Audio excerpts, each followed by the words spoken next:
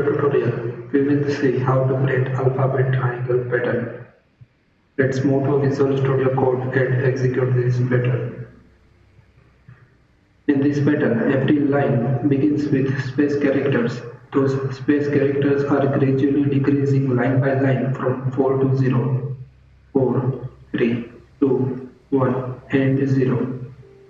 Those space characters are appended with alphabet characters.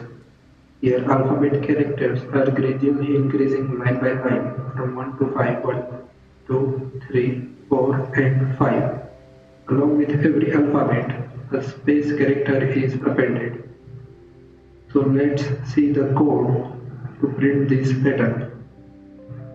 We have already seen code to print number triangle pattern.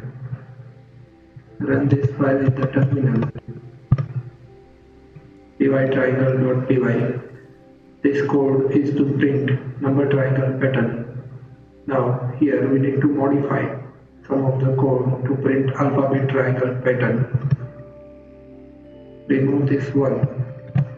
In place of that, we are going to add character starting from 65 plus J, which is going to print A, then AB, then ABC, then ABCD, and ABCDE.